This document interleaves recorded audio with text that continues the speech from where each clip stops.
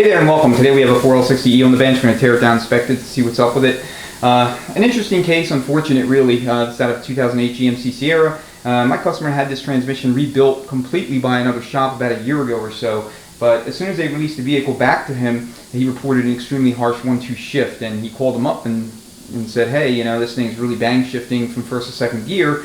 And initially the shop told him that was perfectly normal. Now, you guys know as well as I do that's anything but normal. So after some back and forth, they took the truck back in under warranty, supposedly replaced the valve body.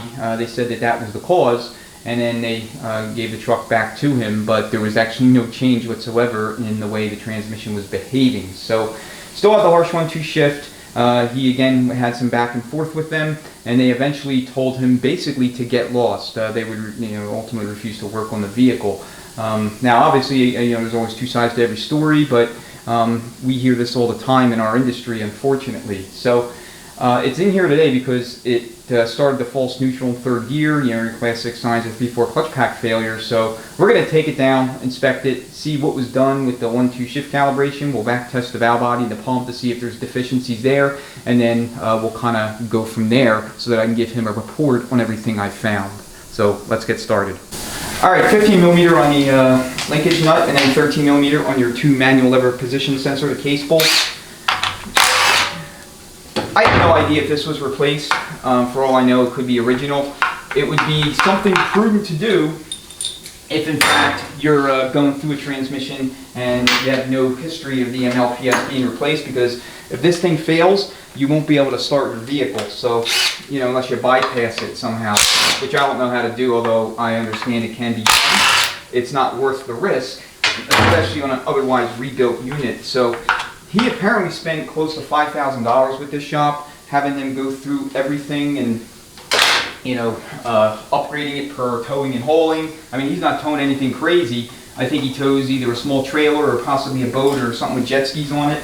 They like to go to the lake and whatnot. But one of the things that we see a lot, unfortunately, is a lot of parts should be replaced or not, and they come back to kind of cause problems shortly after rebuild. So Torx 40 on your shift cable bracket. Make sure you're really in here. You don't want these bolts stripping out. And it looks like we actually have a partially stripped bolt here. So I don't know if you can see that. I don't want to delay the build any further. So let's spin it around, or delay the teardown any further. Let's spin it around. On our passenger side, we have our 2 heat shield 2 case bolts, and those are 10 millimeters.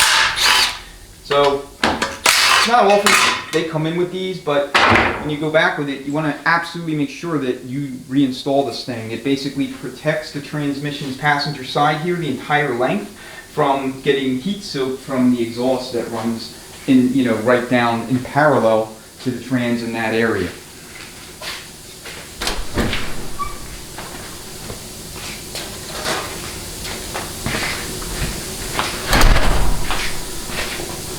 Alright, vehicle speed sensor or output speed sensor is going to be 8 millimeters.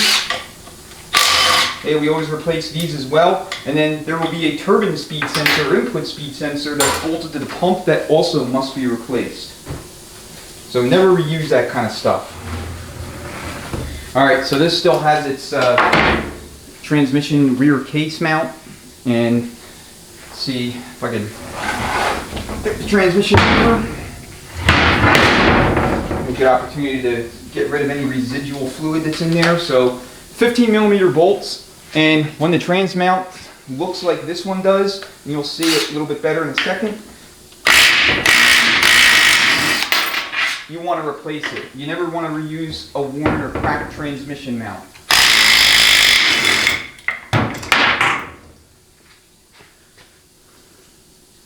You see that there?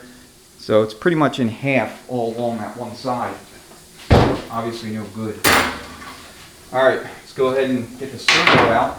I'm wondering if they put a new reverse drum and a wide 2/4 band in here. For towing and hauling, that would be like, well, between that and say a Transgo shift kit would be the 3 things I would install straight away.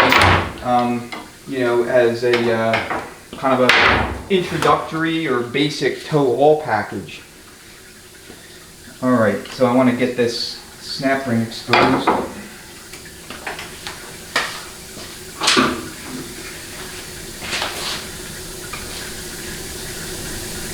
Here we go, you know what?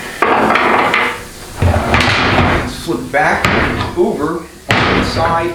So wherever you can get access to the snap ring, you just want to take a screwdriver, get underneath of it, and then pop it out.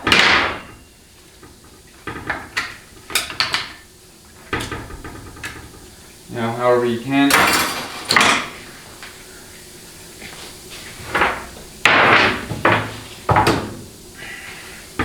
And then we'll go ahead and put it back onto its belly. So we can pull it out. So I would expect to see a Corvette servo installed. Those are the 093 variety. There's the 554 servos. And this is only second gear I'm talking about. There's the 554 servos. They were installed in all the smaller, light duty, small displacement engines and vehicles. And then the 553s were the standard servos for all the V8 applications and the 4.3 liter V6s, as well as the inline 5s that were, installed in the later years with these things. 3.7, 4.2 engines and so forth. And then of course the 093s for the Vet servo. So it looks like a Corvette servo has been installed. So that's good news.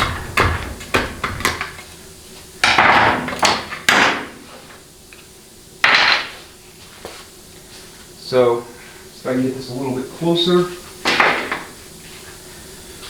Not making a big mess on the floor.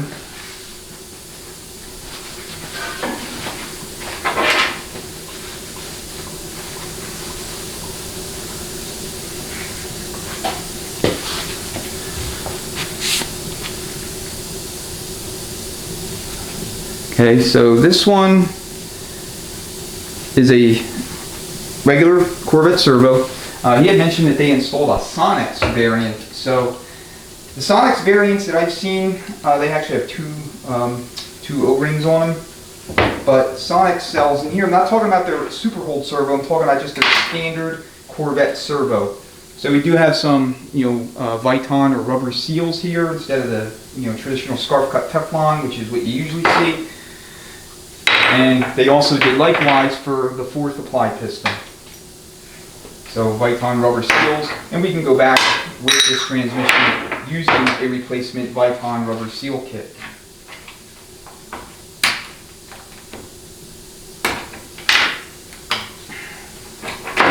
Alright. So this is a one groove pin. So my guess is that it likely did not come in with a one groove pin initially. The 2 and 3 groove pins are the most common. These pins are selective, and how you can tell is based on the number of grooves, and that indicates the relative length of the pin. The no groove pin is the longest. The pin with 3 grooves is the shortest.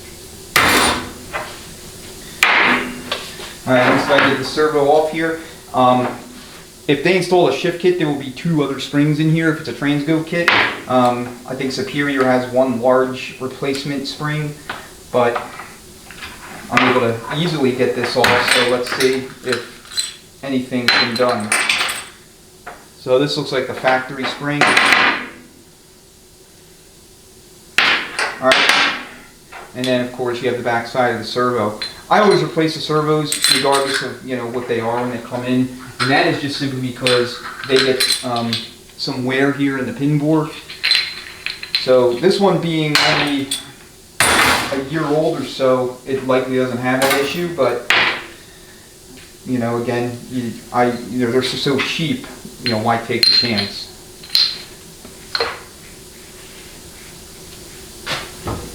Alright, and lastly you have your main return spring in the case point.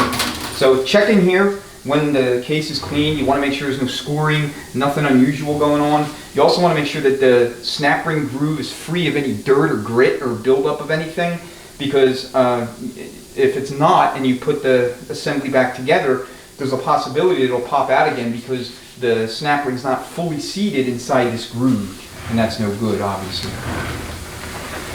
All right. So 15 millimeter on your extension housing bolts. In the intervening time between the intro and now, I removed that extension housing seal. It's a pain in the ass to get off once the extension housing is off the case. So 15 millimeter.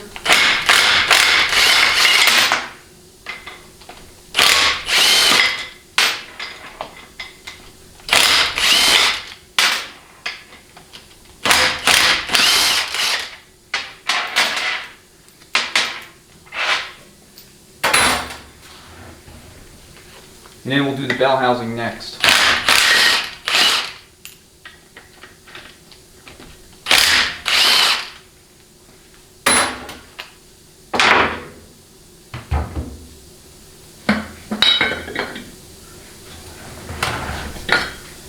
Alright, you're going to have your machine cut square seal. And this looks brand new, feels brand new, or at least feels very supple.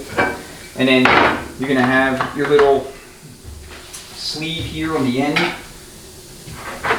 So sometimes you can take it off by hand, other times it takes a little persuading.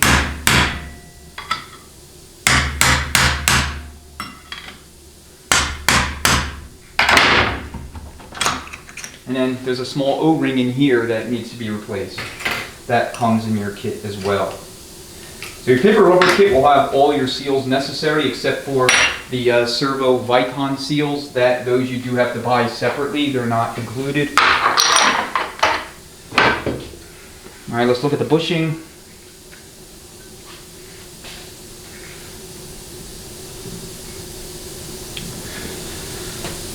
This bushing does look like it's been replaced. I mean, it's got parts of the surface still look brand new, so I mean, we're not even remotely into this build yet, but so far I haven't seen anything unusual. Let's check end play.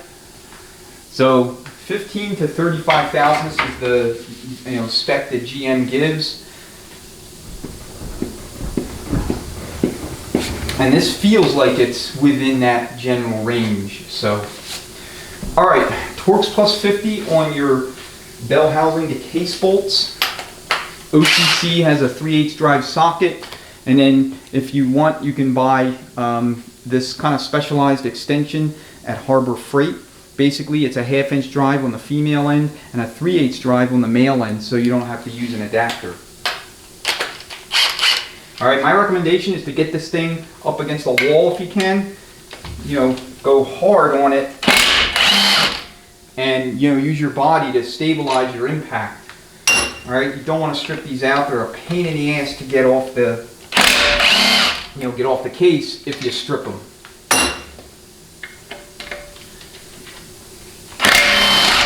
Alright, other builders have talked about literally strapping the transmission down to the bench. You could do that as well. I mean, ultimately, whatever works. So I'm going to get in your way real quick. Just out of necessity.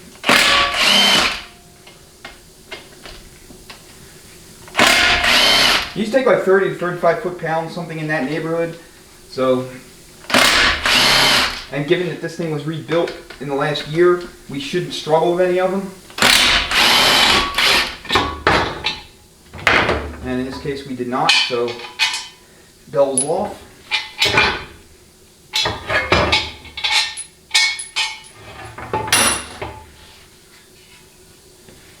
I'll put that over there for now. Alright, your torque converter clutch O-ring here.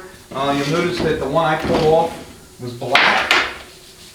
So I don't know if it was black because that's the color it was when when it came out of the package, or was it black because it was severely heat soaked. He didn't report any kind of converter clutch slipping. Nothing that would indicate that there's a problem with the converter. The converter itself looks like it's either new or remanned. So remanned converters. I use all converters at my local builder. He remands them. I've had issues in the past with like so-called big box store converters.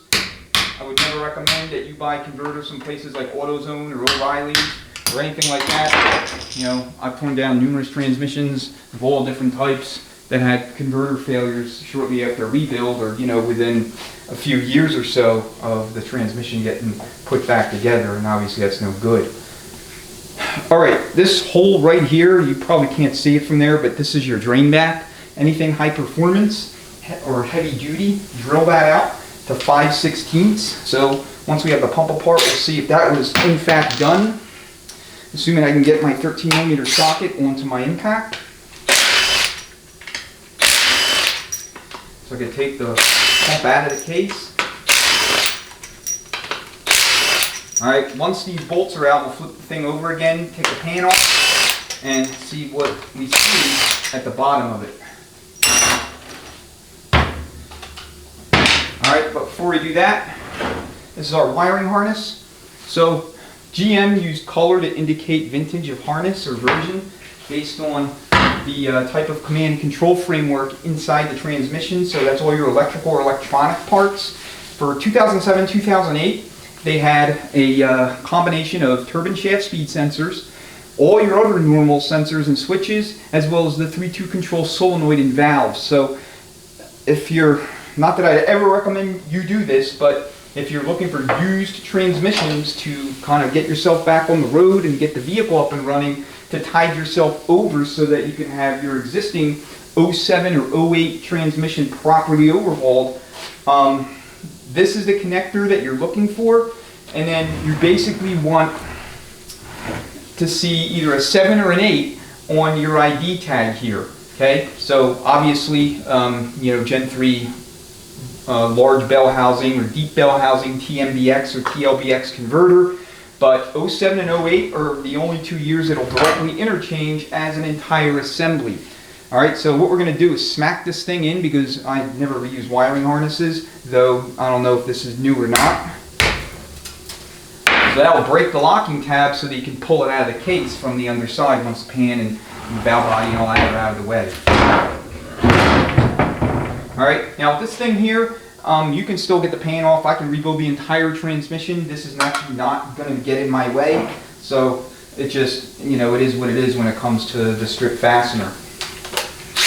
Alright, 13mm, 16 pan bolts.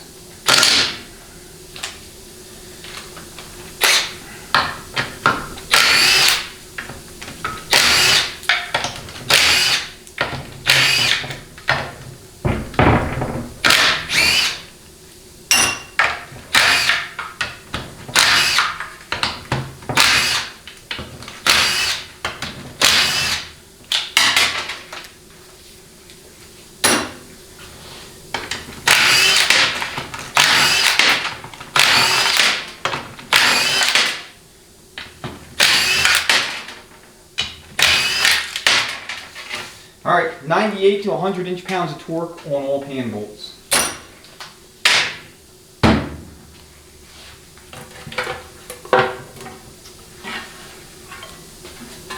Okay, pan looks pretty clean. Got some buildup here on the magnet. Nothing overly concerning.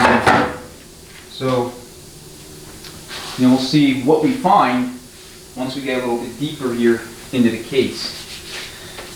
Alright, let's get the filter out of the way. It's your typical V8 application deep pan filter. This is what you want to install if you have 4L60E going in behind either V8 or 4.3 liter V6 after 1996.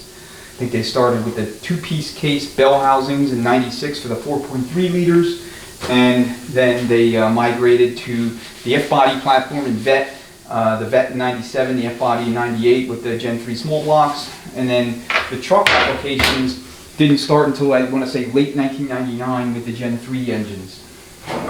Alright, pressure switch manifold is going to be 8mm and then 10mm everywhere else except for these 3 bolts right here. They're 8mm, they're a little bit longer than the rest, and they must go back in this location. So we'll take these out first, and then we'll separate the harness from everything else. Alright, All right, you don't have to take them out first. I just chose to do so. I'm talking about them, so naturally I'm kind of gravitating toward them to remove.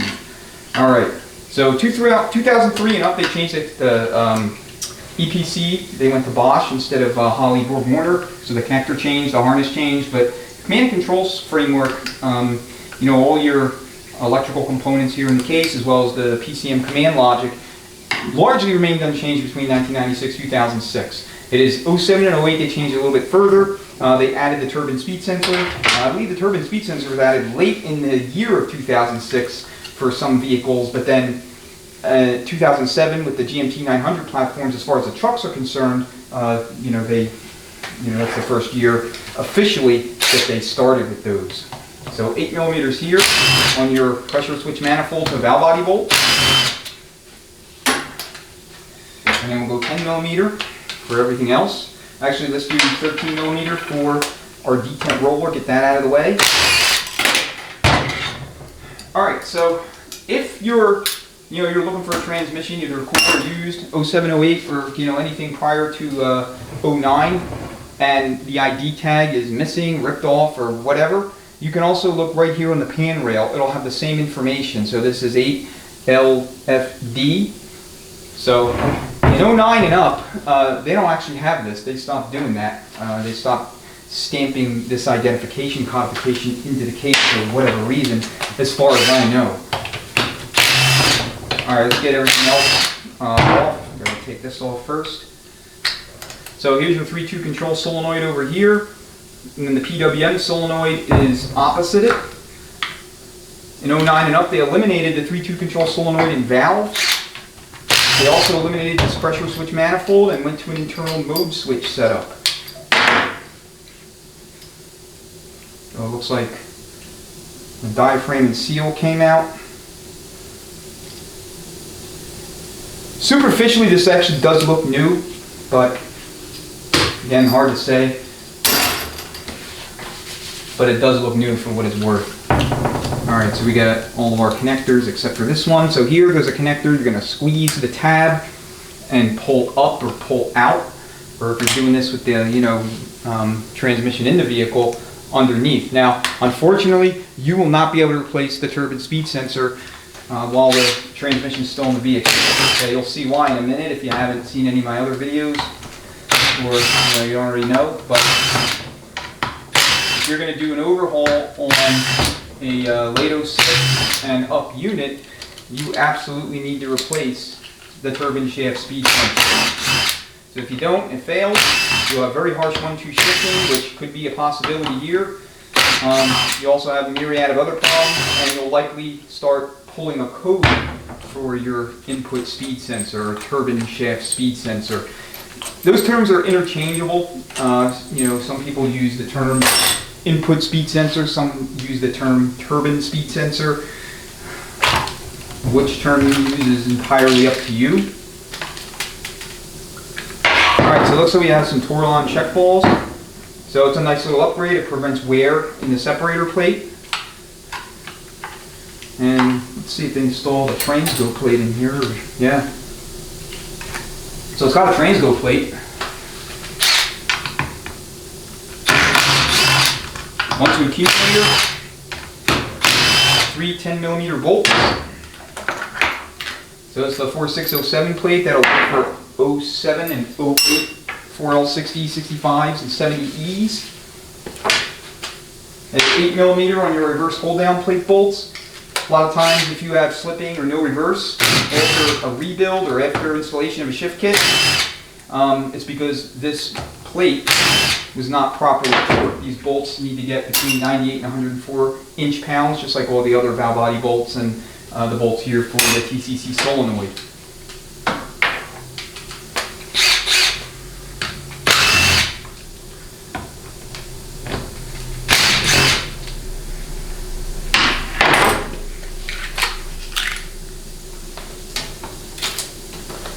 Alright, gaskets are coming off for the most part, and a little bit of heat sustained over here on the plate to case gasket around the 1-2 accumulator.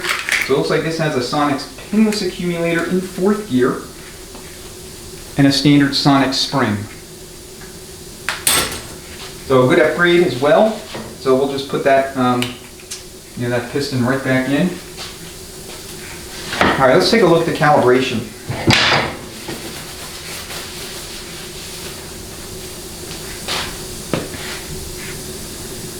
Okay, so this plate looks largely untouched. This is the 1-2 feed.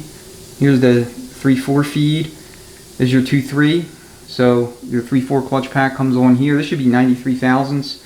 They didn't touch it. The band release should also be 93 thousandths. 3-4 93 thousandths. This could be left alone in a factory application. He's already complaining of harsh 1-2 shifts, so I'm not sure exactly what's causing it yet, but this plate, at least the way it's set up, I would say would not be the reason. Okay, so they did replace the valve body, and we have an 07 valve body here. 07 and 08 valve body is the same. Like I said, these valve bodies from 96 to 2008 are largely the same. There's some differences in the torque converter clutch regulator valve design, so that's this valve train right here. But as far as I know, that's basically it as far as valve body changes, though I have to scrutinize worm tracks to see if there's any worm track differences between the 96 to 06 era valve bodies and these. Like I say, 09 and up, big differences. Elimination 3-2 control solenoid, pressure switch manifold. The valve body casting itself changed, obviously, to facilitate those updates. And then the worm tracks in the case were also a little different somewhere in this area. I have a video that talks through all the different changes and interchange rules for 4L60Es. I think it's how to buy a used transmission, 4L60E changes and interchange rules. So if you're curious and you want more detail, feel free to check that out when you have some time. All right, twirl-on check balls, like I said, are always a good upgrade because it's very common to have the steel, quarter-inch steel balls wear into the factory spacer plates, and the 1-2 check ball is particularly vulnerable to that, and you'll have extremely late harsh 1-2 shift if the ball gets stuck in the plate. All right, 13mm parking pole guide plate.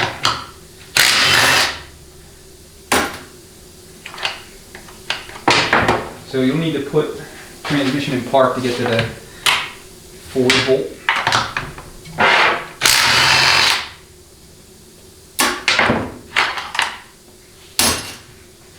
Alright, before I continue with that, I want to pop this piston out of here to see exactly what it is they did with the accumulator housing itself. Spring configuration. I'm guessing it's either stock or sonic springs, but we'll see. So it's got what appears to be a Sonex purple spring, although this could be a factory spring as well, and then the factory inner spring. I believe in 08 they went to a single spring setup, so, or maybe it was 2006, late 2006 and up. And so they changed the 1-2 calibration from an engineering perspective starting at that time frame. And they eliminated the large outer spring and went with a smaller inner spring. So as far as the piston orientation, it's like this, no different than any other 4L60E starting in 95. But the spring configuration is definitely different, so I'm wondering if this is playing a role in the harsh 1-2 shift.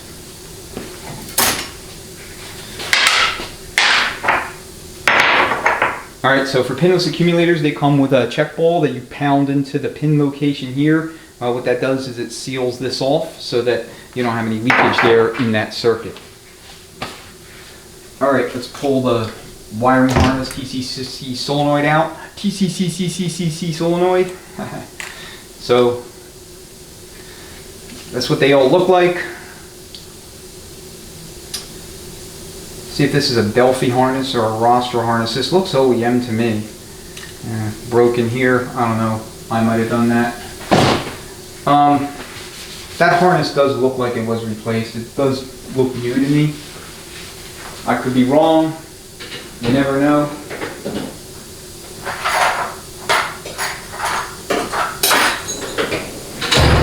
15mm wrench on your rooster comb selector shaft nut.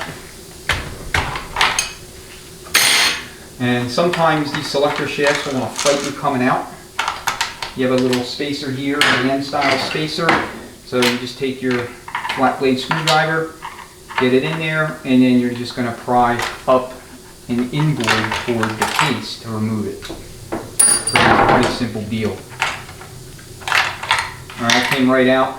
And when they installed this, if it was giving them any grief, this thing here, or this particular location by the flats, would have taken away some very, very small amount of material here from the board. You know, I see it all the time when I put them back in, and that's because that they didn't grind on the, you know, the pin, or, you know, buff it down so that it removed any of the burrs that were likely there. So they must have done that, and that's something you always should do. I always forget to do it, but you know, it's definitely a recommended practice. I'm gonna get this filter largely free of transmission fluid. So far the fluid looks okay. Yeah, he may have done a service on this thing to see if that would help it, you know, either with the harsh shifting or deal with the neutral and third condition, but I don't see anything overly alarming, and he didn't drain the fluid prior to bringing it to me. I mean, it had literally all its fluid in here, so we're seeing pretty much all the fluid that this transmission had inside of it.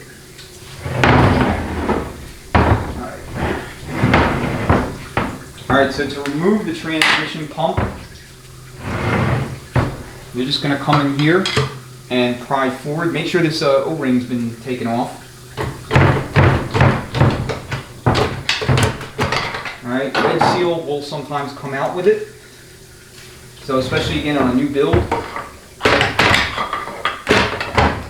And then I'll have the, you know, this end with the angle facing toward the reverse input drum so that the drum doesn't come out with it. And I prefer not to have that happen because then the band will get hung up. And that's always a pain in the ass.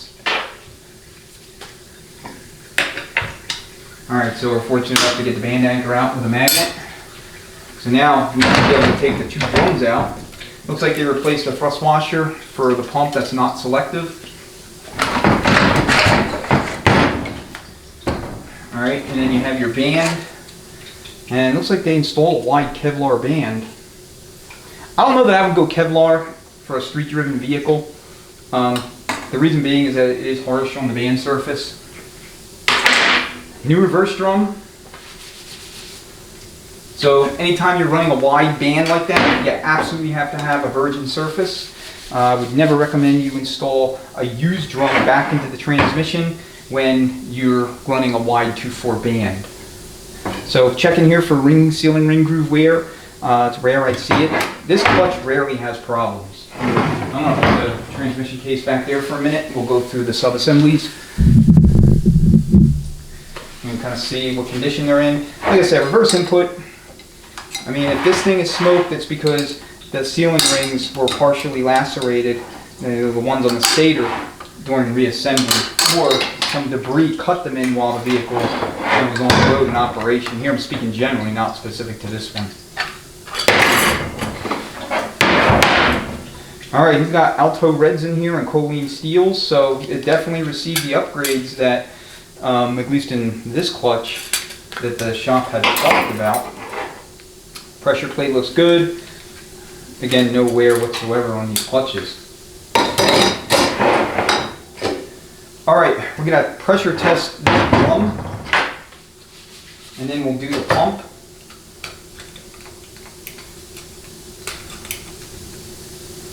So first got to get the bearing out of the way. And this washer is selective. It is this thrust washer here at the base of the drum that sets up.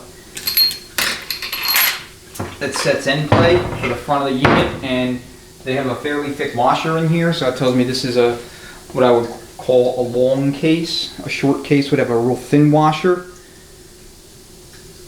Does show some signs of wear, like unusual wear. You can see it actually is micro machined here on the surface. So that's interesting. There may have been a bind in the case, so it did have end play. You know, it had end play when I did the hasty check on it. So I'm going to put fluid here in the pocket to see if we have any leaks. I'll reposition the camera so that you can see what I see when we put air.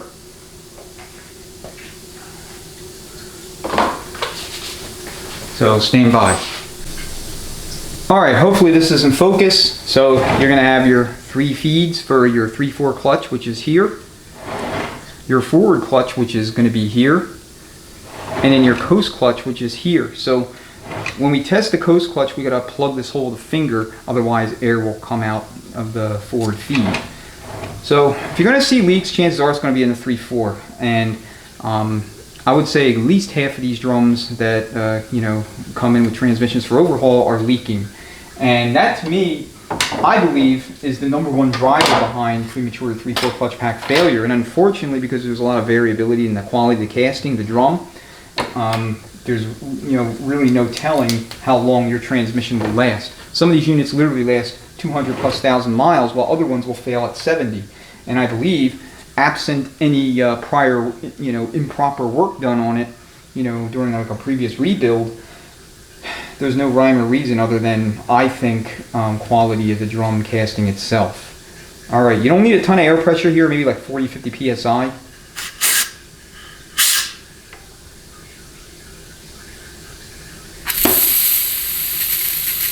Alright, so we're charging it. So far, no bubbles, because that's what we want to see. If it has a leak, there'll be bubbles down here at the base where the shafts press into the drum.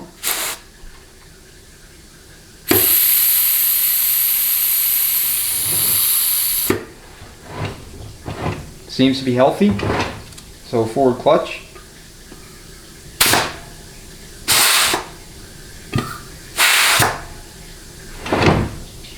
And our coast clutch. So again, we have to block the forward feed with a finger. So I got to do it back here. Find it.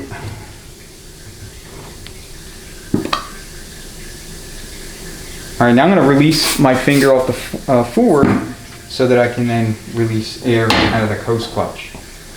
So this drum actually passed. This could possibly be a new drum. Transtar sells these, I want to say, I mean, they're not cheap. For the TSS versions with the reluctor gear cast into the shaft, you're looking at around $225. So the only thing that I've seen so far that could be perceived as questionable is that spring setup in the 1-2 accumulator, which may have been causing this harsh shift. And here I'm talking purely mechanical causes. I'm not talking about any electrical causes. And that's kind of the wild card here. So, you know, we go through the rest of the unit. If I don't see anything, you know, obvious, then we have to start looking at electrical.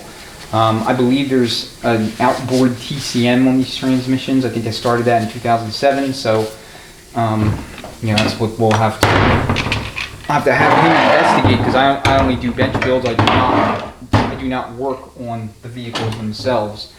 But you know, that's kind of the deal. Alright, let me see if I can get this snap ring out. Sorry, I know that wasn't in view.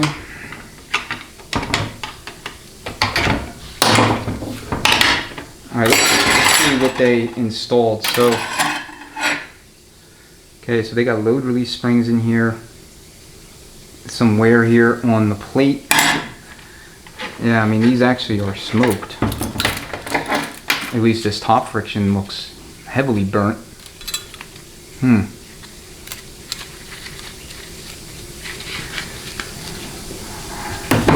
What I want to do is I want to put this pack back together, leave the springs out, because I want to see what the clearance looks like, see how they set it up. Now, in all my experience, the you know, with building transmissions on the few units that have come back to me and I've measured clutch clearance, whatever your clutch clearance is when you're setting it up on the bench dry, add like anywhere from 3 to 5 thousandths, sometimes 6 thousandths to that number, and that's going to be the working clearance that you'll find if you were to get the transmission back after, say, a couple thousand miles, which incidentally I think that's what this transmission has on it.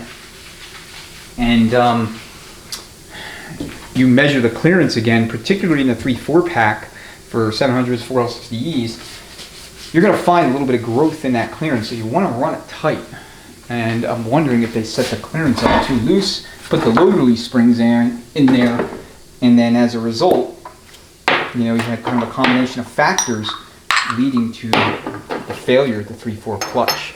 I'm going to move the camera again so you can see, and then we'll continue with the clearance check. Okay, so take a look at the pack itself. So we got 1, 2, 3. Okay, this is Z-Pack. This is a Z-Pack product. So it's got a steel on the inboard side, or I should say the rear-facing side, and a clutch on the front-facing side. So Z-Pack's almost like a lot of you know, more modern late model units where they have single-sided frictions and steels. So, and if you guys are familiar with my thoughts on Z-Pack, you know I'm not crazy about it. So I don't like Z-Pack because I think these plates are way too thin. And in my experience with them, or with this kit, I think this was the top friction. Well, actually no, this is a double-sided friction. In my experience with this kit, I've seen these, you know, these plates cone and warp like to extreme degrees, and so I feel they're too thin. The thinnest plate, you know, steel plate I would run in these transmissions is the 4L65E spec plates.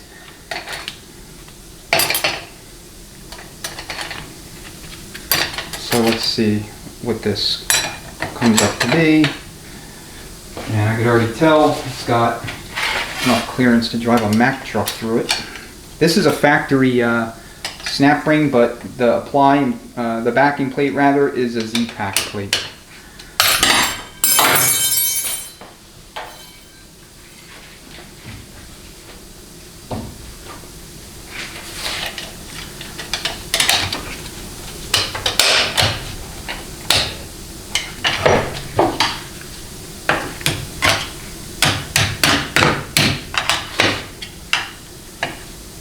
What's the problem here?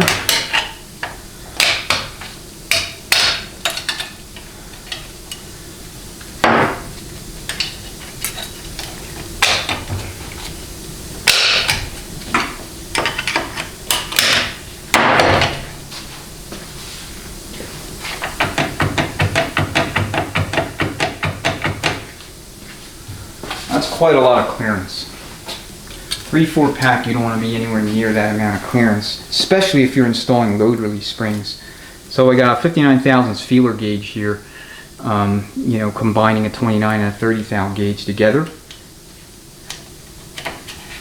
And that comfortably fits underneath. I'm going to see what happens when we have 28, 29, and 30. So this would be 87 thousandths combined. And that's fitting, and it's fitting. It's fitting comfortably, other than at the end of the snap ring. Oh yeah. So, allowing for the fact that, you know, lost friction material due to wear and burn up would be opening up the clutch clearance anyway. This thing was not set up, in my opinion anyway, correctly. A 4L65E spec clutch pack is more than sufficient for any stock to mile performance or even moderate performance applications. You want to run the clearance down to about 30 thousandths if you can, and the best way to do that is to just simply buy the 4L65E spec applying backing plate set, run the clutch pack as you normally would, but prior to putting it in, you know, when you're building up the bottom of the drum, see if you can locate in a 700R4 3/4 clutch apply ring. Okay, that's that thing with the, you know, legs.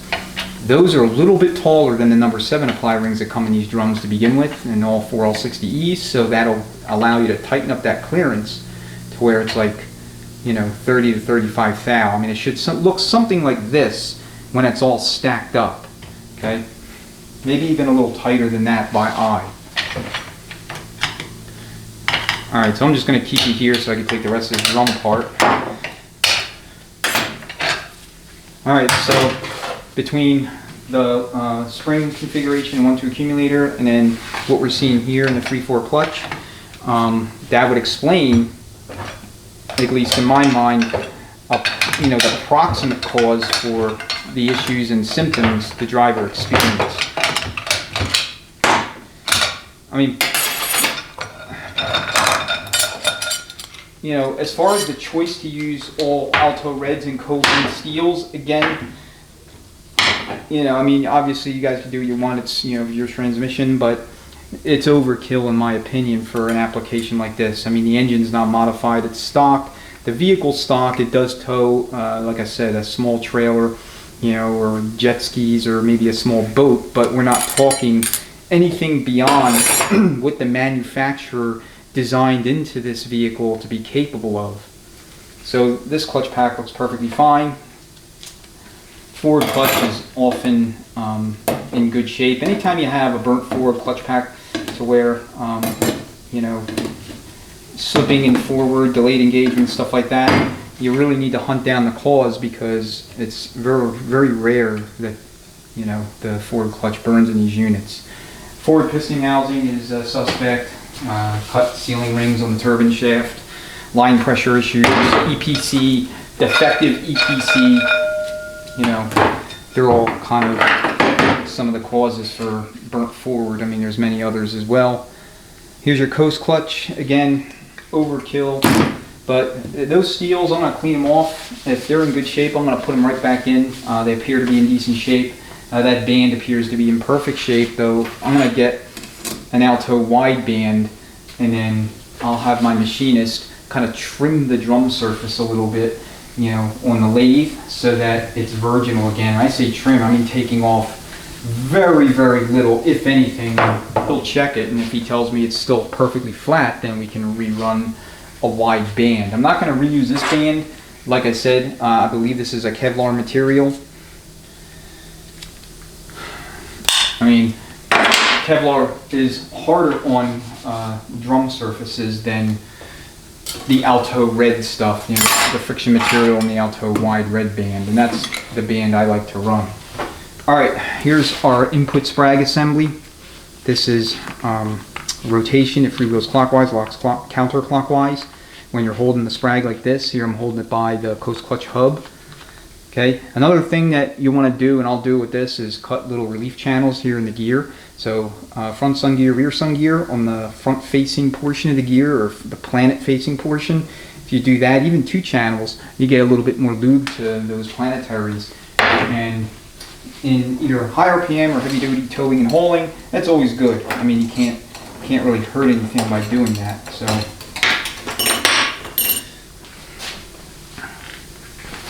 I just wanted to see if you were still able to see what I'm doing. So it's very difficult to tell if the forward sprag itself was replaced. You know, once they go in, they kind of all take on this, you know, kind of general feel. But with that said, I'm actually not sure if this was replaced or not. It may have been, but the new ones that are coming from Borg Warner within the last couple of years, the retainers they're bronze like this, but they have like a heat treat on them, or, you know, there's like bluing, and that's how they normally come out of the package. So I'm thinking this might be original, or at least installed in maybe a rebuild way in the past, you know, back in the mid-teens or even earlier. Let's see. It says SKF France. So this is not, or may not be, a Borg Warner sprag. So maybe they did replace it with something, you know, a different brand of sprag. So we got 2 bushings in here. These bushings don't look like they were replaced to me. They look factory. They look original. They appear to be original.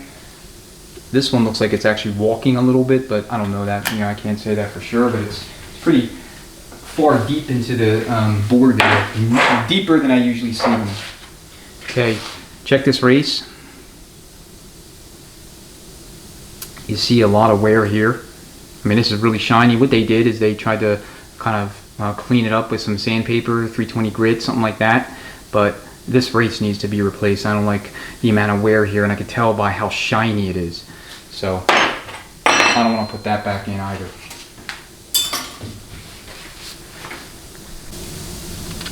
Alright, now I'm going to move you back closer to the bench. We'll take the pump apart and see what was done with that, if anything, and then we'll continue with the rest of the case.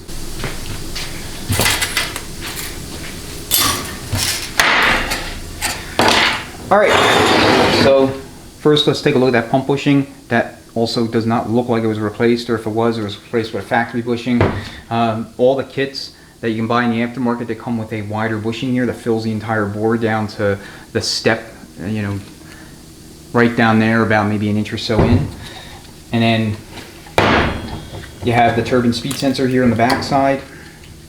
So as you can see, you would not be able to replace the sensor. It's basically impossible to get to with the transmission still in the vehicle. So this is 8mm bolt, the rest of these are 13mm. It's got a little clamp here that holds it to the casting. And you just take that loose. And you have another one here. And then you have the sensor itself.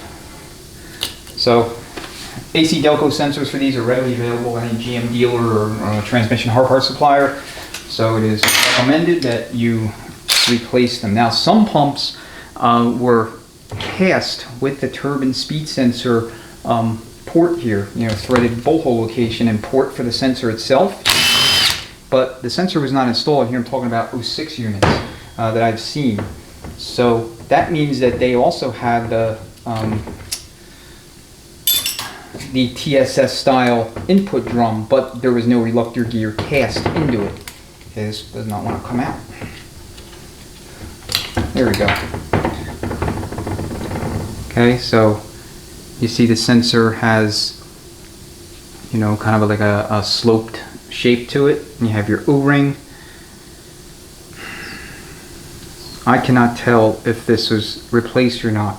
If this goes bad, then you will have a harsh 1-2 shift.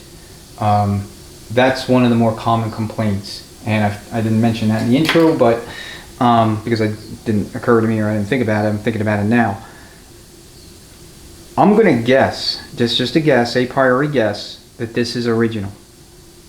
And if it's original and it's going bad, he should have a DTC for TSS, but sometimes it doesn't store. Sometimes it won't store. So it's a possibility that this thing is no good. Alright, so we'll keep that aside. I'm going to see if I can test it in some way, shape, or form. And if I can, I'll film a separate video on it. Actually, I got this over here for a reason. Alright, that wedge seal off. So 13mm.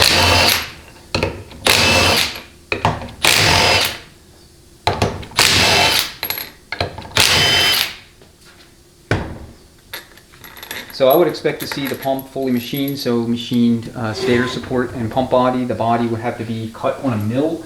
The surface, the deck surface would have to be refaced, and then the gear pocket, or excuse me, the rotor slide pocket cut to depth, so that your clearance between your slide, your rotor, and the deck surface is between 1 and 2 thousandths for the slide, and 1 to 1.5 thousandths for the rotor.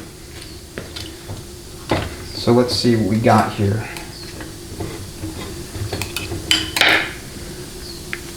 It's factory pump rings. I'm betting these are the original rings, which in and of itself is not the end of the world. This is likely the original rotor guide. I always put new rotor guides in here.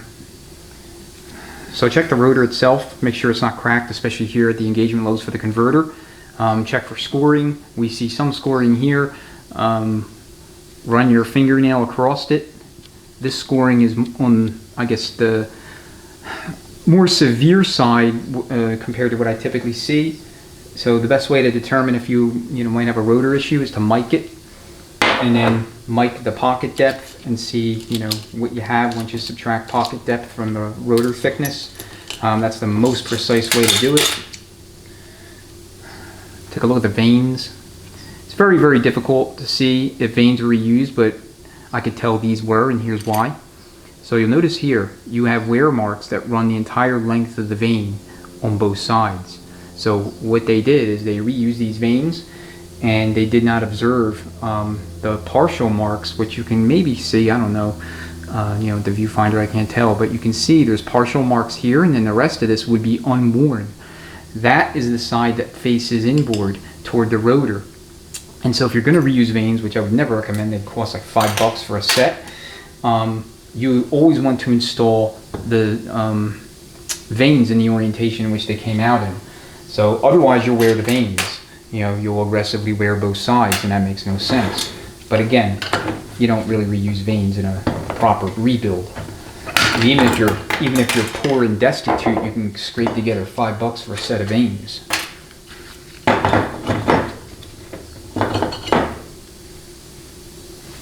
All right, slide. Looking for my magnet.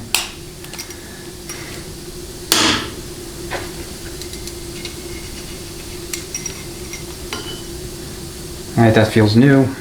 That's your slide support O-ring. Is your support. And then the slide itself also has wear. I mean, not a terrible amount, mind you. Just a little bit. So you want to check structure on the slide.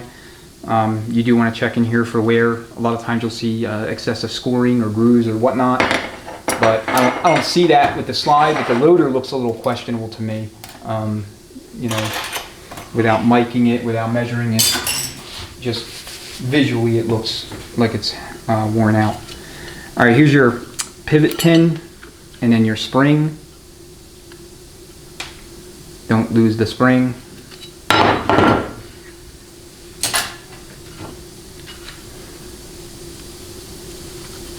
All right, this is heavily scored.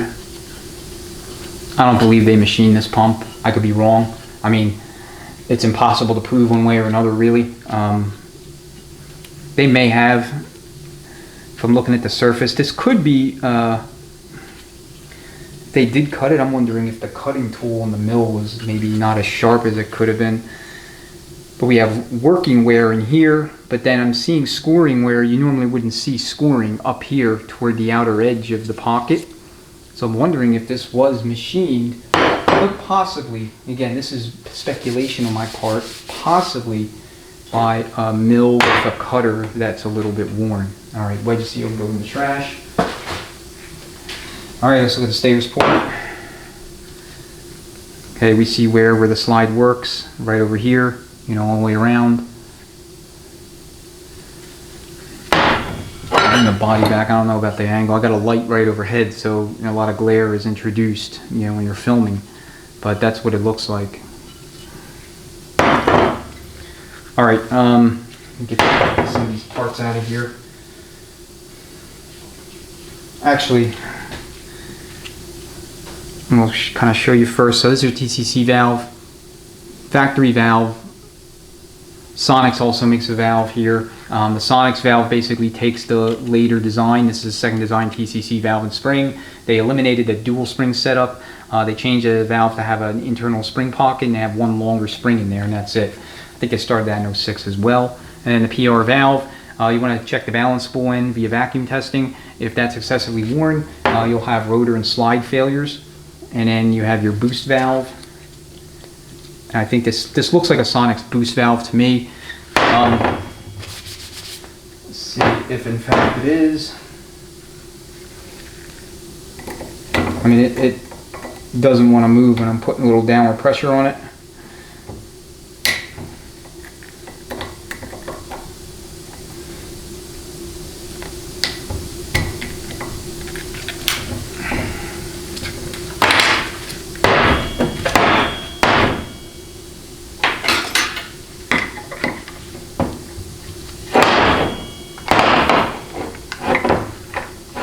So I always install the Sonics boost valves. There's a 4L60E LB1 and LB2. I should have known it was, because notice they cut the O-ring. You guys probably saw that.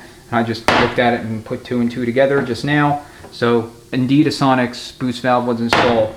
To be clear, this isn't the end of the world. Eventually this would have made its way into the pan and get sucked up and caught in the filter. But when you cut the O-rings, it's usually pretty obvious. So you want to clean that up, because if this does get into a lube circuit somewhere that's small enough to where this plugs it, that will cause problems. You know, you'll have issues. You'll have lube circulation related failures in the case, requiring the unit to come back out again, and requiring you to deal with it again.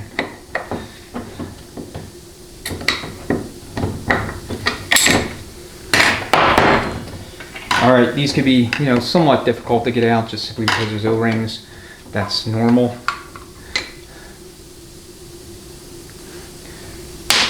Alright, we'll put new O-rings on there. So some of these kits come with a Sonic spring, so the spring increases line pressure I think by 5% linearly across the board. And then as far as the pressure regulator valve, the only true way to evaluate it is to perform vacuum testing. I mean, you could check the balance spool.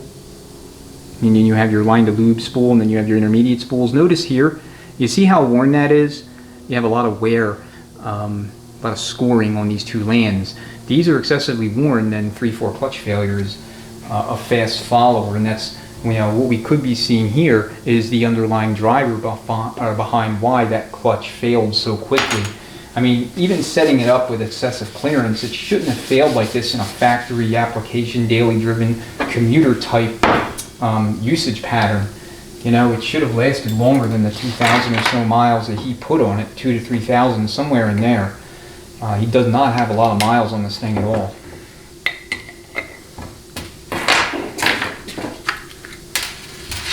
Alright, sorry if this is a little ponderous, but I want to take everything apart to the extent that I can during this particular teardown. Normally I don't disassemble, the pumps like this, but and I'm going the wrong way, and it's primarily due to runtime considerations, but because he had specifically asked me to do an inspection. Okay, they do have a Sonic's Teflon TCC apply valve here to Teflon sealing ring. He asked me to do a thorough inspection so that, if possible, he can use it to, I don't know, take it back to the other shop and say, hey, this is what we found, blah, blah, blah, and pursue some sort of remedy. This is a great valve to install pretty much at any high performance and even factory. So parts choices have been good for the most part by this shop. I mean, they did do the upgrades that they said they would do for towing and hauling. Modest towing and hauling. You don't need to put in billet servo assemblies. You don't need to, need billet rotors. You really don't need any billet input shafts or output shafts or anything like that. 5-pinion front and rear planets. Just a fundamentally sound build with some upgraded soft parts is sufficient. They did put the wide band. They did use Alto Reds. Like I said, they may have overbuilt this unit a little bit in that regard, but in their defense, they did do what they said they would do from an upgrade standpoint. As I'm going through this unit, my thoughts are evolving in real time. I believe that this pump was not vac tested. They didn't vacuum test the stator support, because if they did, my guess, which is a priori, is that they would find it to be worn.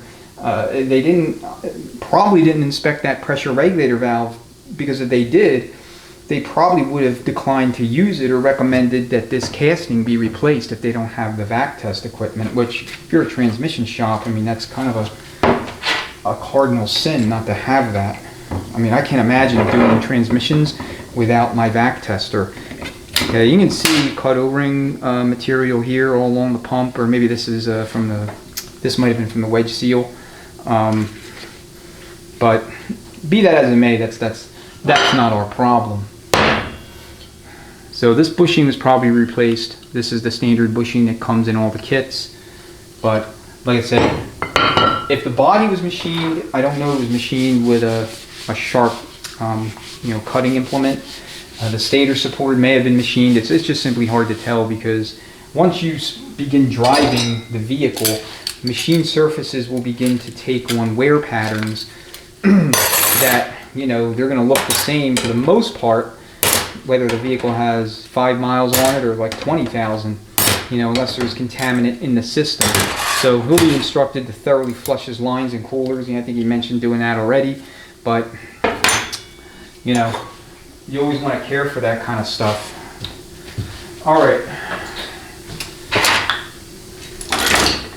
Check holes. Let me get those up and out of there. And then now we're going to just disassemble the case. We'll look at the gear set. We'll look at center sport, low reverse clutch. I don't imagine he will have any issues there, he didn't report any problems with low reverse, so I'm sure those are fine. But reusing pump vanes could have contributed to the problem, you know, with the 3.4. You know, you have less integrity in terms of contact between your rotor and slide and your vanes, so it could potentially have fluid flow or volumetric flow issues. All right, let me reposition the camera again so that you can see inside the case, and then we'll resume. Okay, standard 4-pinion front planet. You know, some of you may knock the builders for not upgrading to 5-pinion planets, but I'm not going to lie to you. I think they're a total waste of money unless your transmission already has them. And, you know, either from the factory, if it's a 4L65 or 70E, or somebody put them in previously. Beyond that, you really don't need them. Planetary carriers in these transmissions are not a source of problem. You know, they're not a source of, you know, frequent failures, absent lubrication issues, or, you know, somebody using and abusing it. So check the bearing. Check for side play on the planets. Check for vertical play.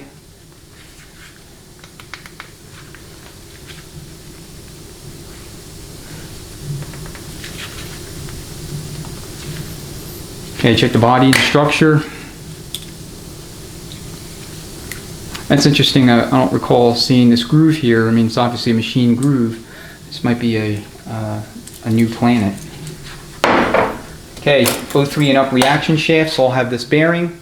So if we saw like an O2 and back setup with the thrust washer on the shell, then we know that's an issue. And then we have our bearing here. So this has a seat. And it goes just like this. That planet's in good shape. Let's look at bushings. This bushing may have been replaced. It's hard to tell. In fact, let me separate this because it's going to be very difficult for you to see that other bushing.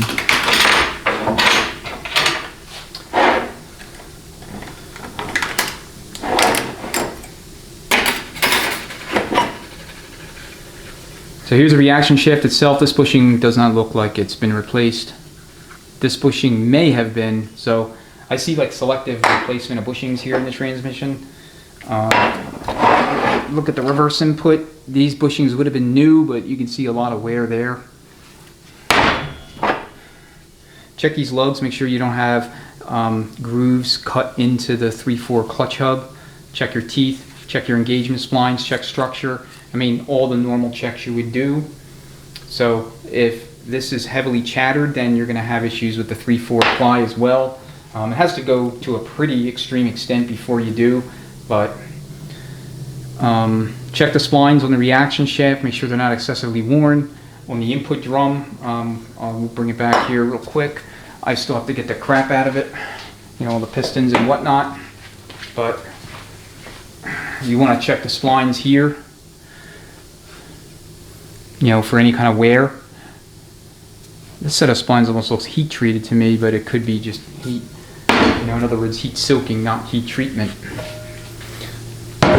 Alright, I'll remove the pistons toward the end of the video after I get the case emptied, and we'll look at those, because I want to see if the, you know, the 3/4 ply pistons hardened or anything like that.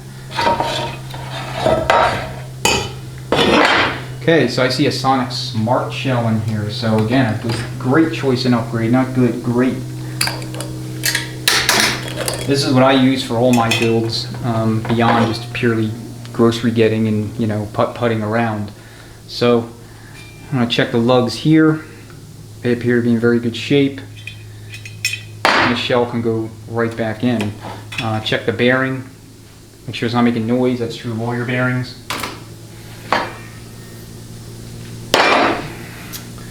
Alright, let's grab up the rear sun gear. Again, no reliefs cut in it, but they did put a wide rear sun gear bushing in there. I've been having problems as of late with these bushings. They, for whatever reason, when they go in, they want to bind up on the reaction shafts. So it goes right here. This is where it meshes, you know, just like that. Yeah, they want to bind up, and so I got to clearance them. I'm going to check this bushing. I mean, it's got some wear here. Actually, now I'm looking at the wear is pretty severe. So I was going to say I was going to check it. If it's, you know, look good all the way around, I'll rerun it. But that's not going to happen here. It has too much wear. All right.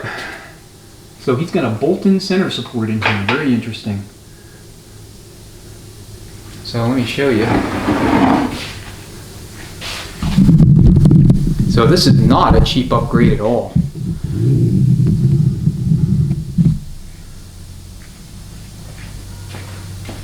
So again, not really necessary for what we're, you know, what you'd be doing here, but I mean, unless, you know, there was some sort of miscommunication, he was thinking, or they were thinking he was going to be racing this thing or towing really, really heavy loads, but that's not the case. So I'm going to have to zoom back out and move the camera a little bit so I can get in there, and then we'll resume. I got to take those, you know, those fasteners out. All right, I repositioned the camera slightly as well as the case so that you can see into the center support. Basically, these center support bolt-in varieties are manufactured by a few different companies.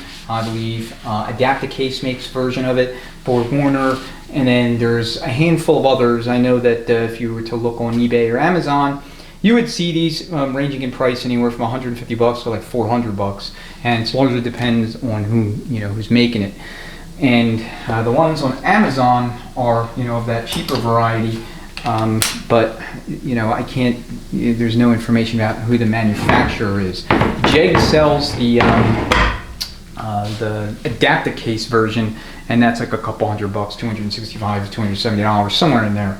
All right, so what I'm going to do is I'm going to take a 1/8 of an inch Allen socket, see if I can get that to focus, 1/8 Allen socket, an extension, and a manual impact driver to take loose all these bolts. I really don't like to use any kind of powered impacts on small fasteners like this, especially when they're deep inside the case.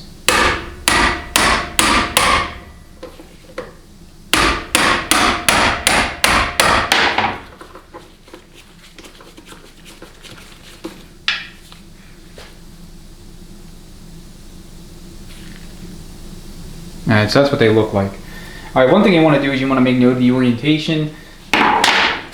Basically, the wide lug on the support itself, the cover plate or top plate, just corresponds to the wide lug in the case where the anti-clunk spring would otherwise be.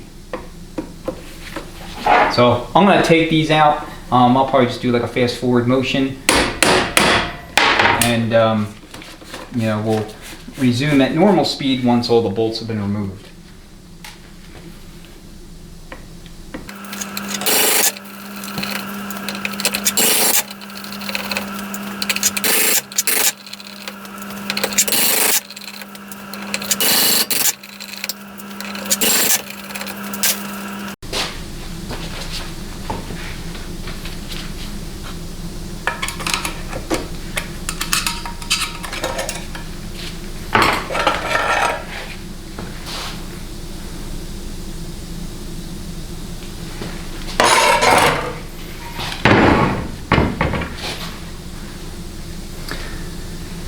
Alright, let me see if I can drop you down so you can get even a closer look in there. We'll zoom in real quick so you can see the center support itself, and then we'll go ahead and remove it.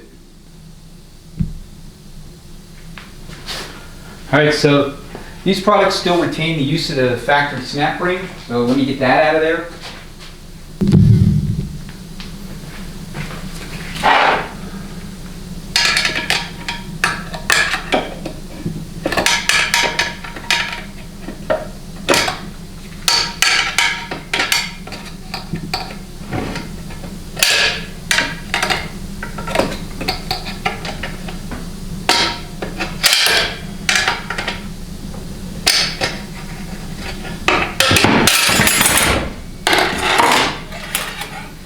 That's one way to go about it.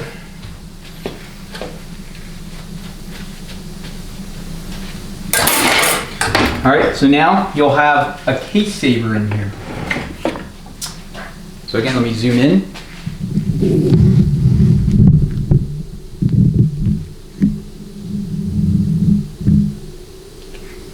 So the case saver itself is going to be right here. It's this metal piece. Okay, it's basically a piece of steel that replaces the anti-clunk spring and allows you to completely, more or less, arrest all movement or reaction other than what is minimally necessary for part of the transmission to function properly. And it protects the case from damage in high RPM, high horsepower applications.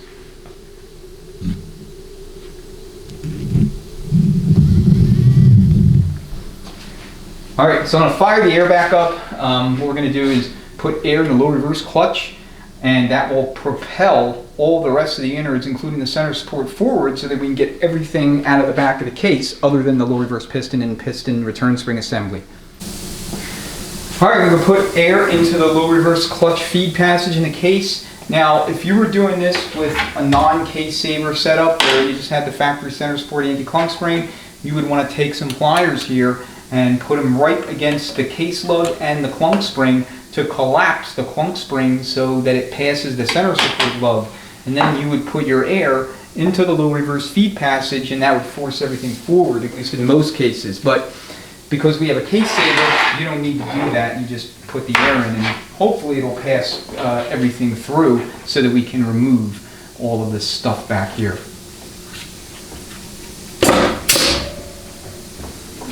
So,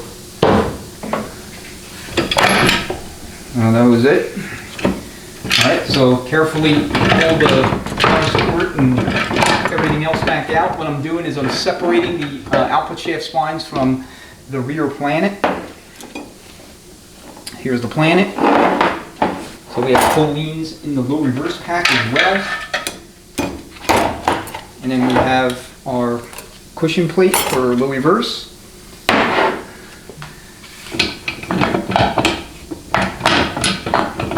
And then we have our ring gear, which, let's see if I can pry it off. If not, then the best thing to do is seat it back into position to the extent you can. That bearing that sits between the ring gear and the case is interfering. And then just punch the output shaft through the back.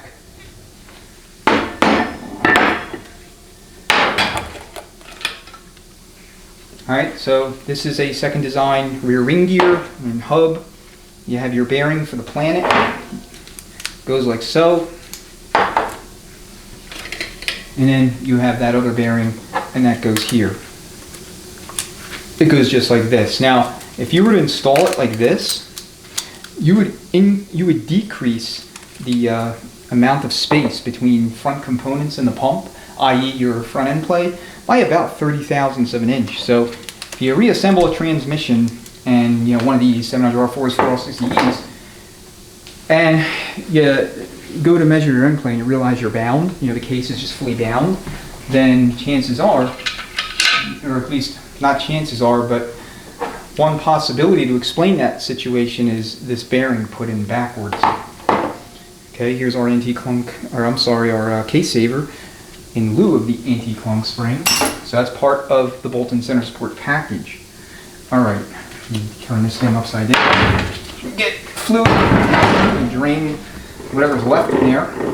Alright, and then as we can see, there is a massive amount of bushing wear here in the rear of the case. Massive. I'll take a picture of it and flash it just in case, it's difficult to see from your point of view, but I mean, this is ungodly. So,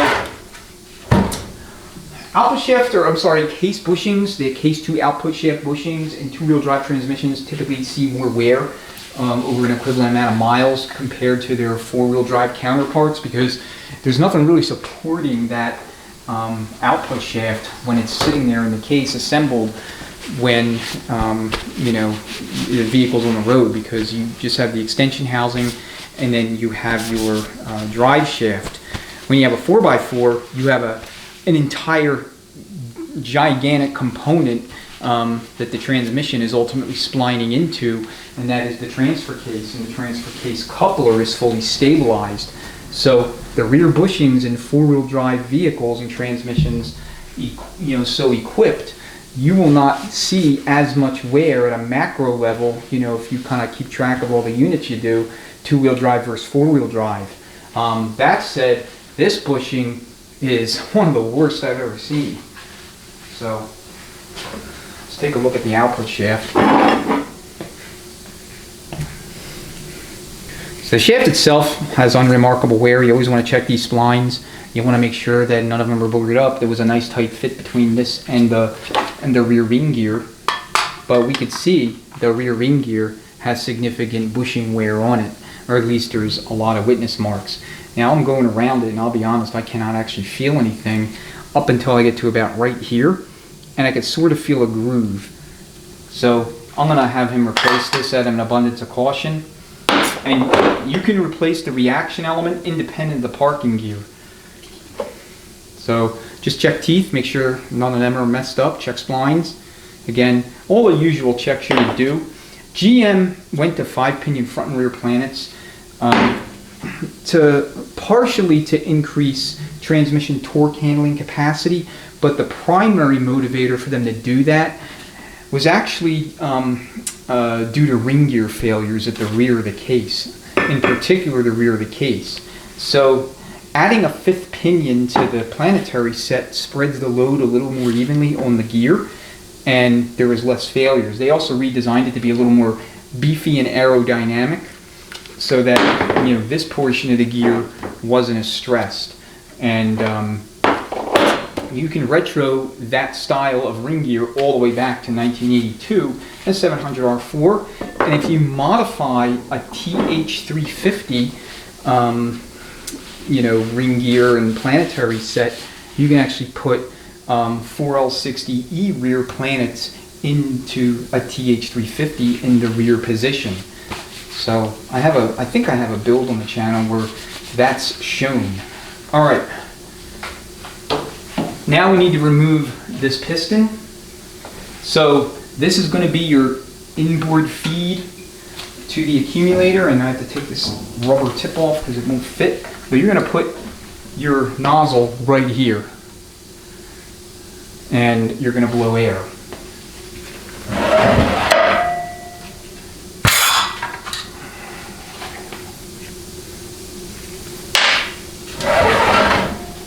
Alright, now let me go ahead and get that low reverse spring compressor tool set up so that we can pop that piston out.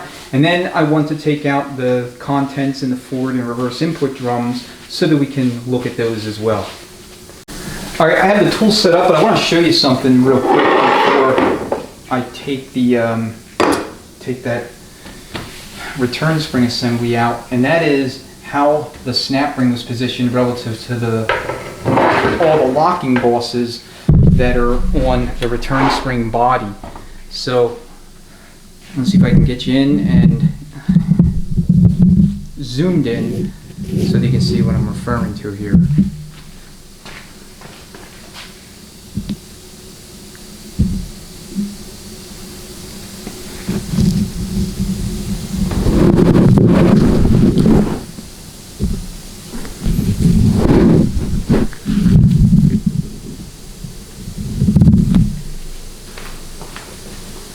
Okay, I think you can see it.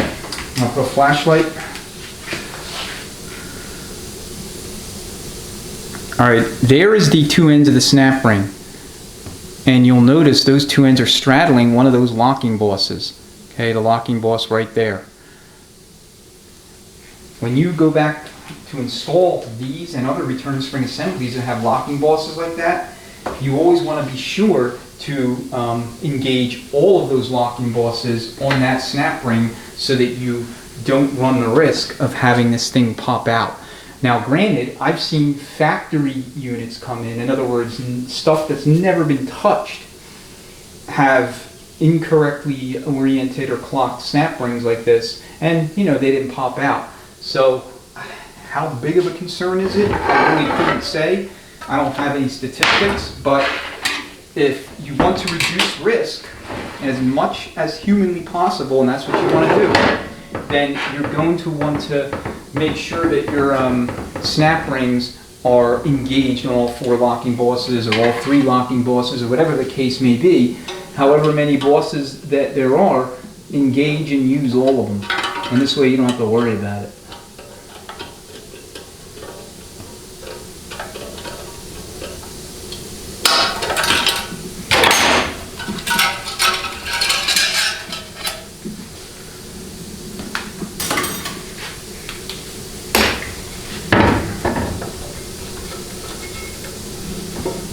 Alright, just undo your tool, release tension on the spring,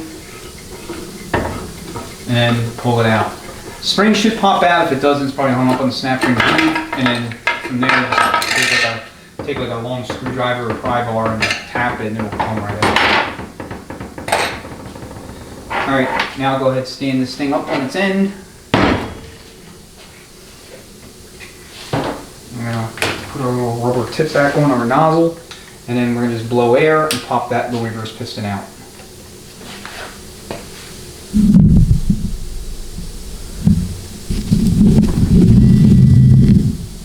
And I remember to zoom back out just in time. Just in time.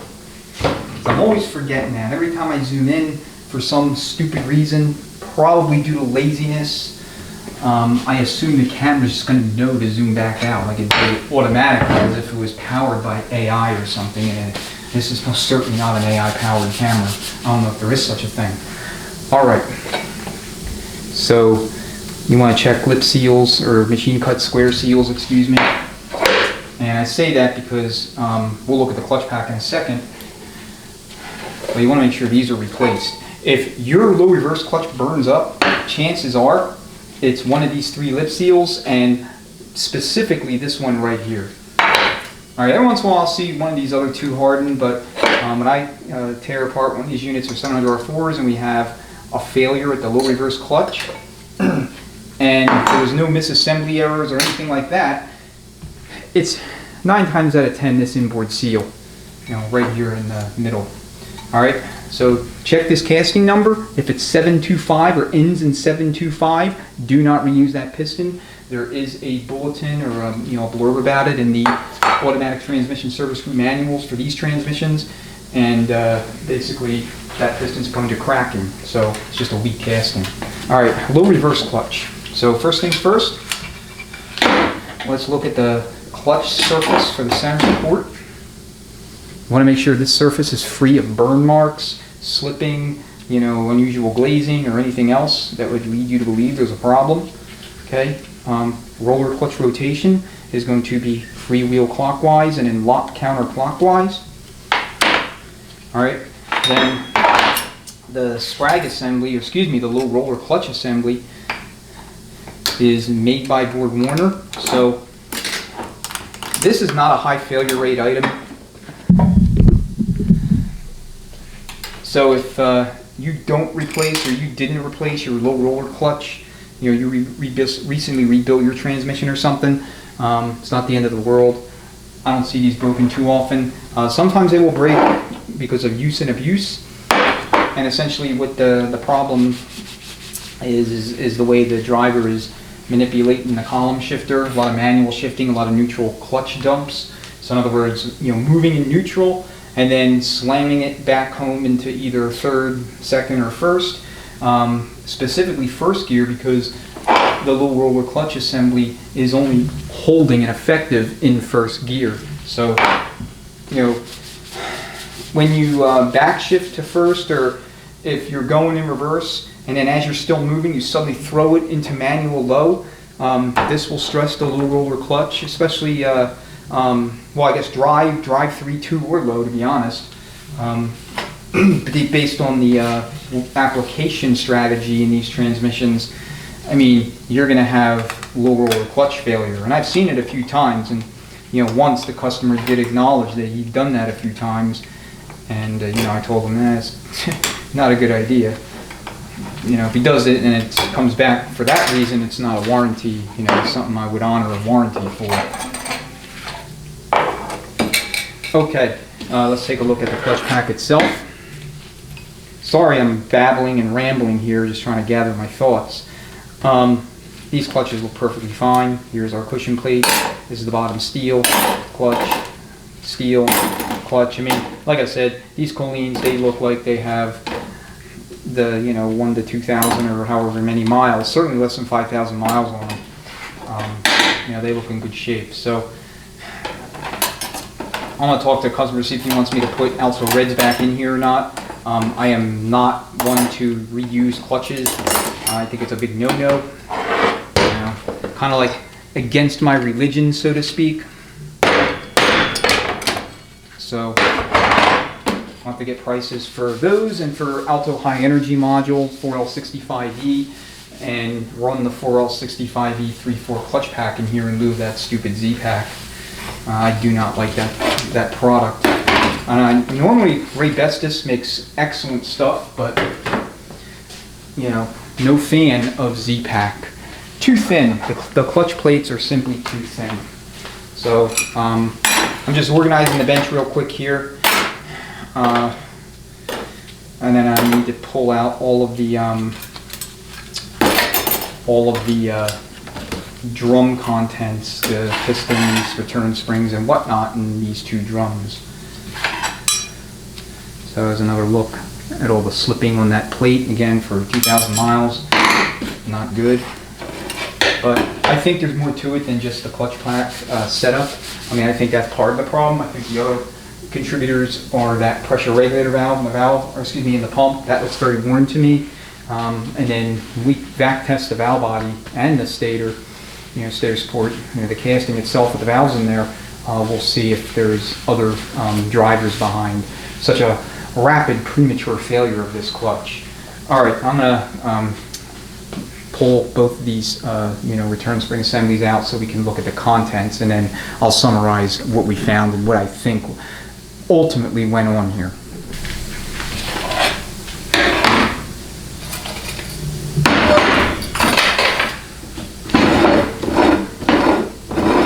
Alright, most effective way to get everything out of the drum once you've removed the you know, return spring, snap ring and all that is just put air into the 2-3 feed and pop it all out.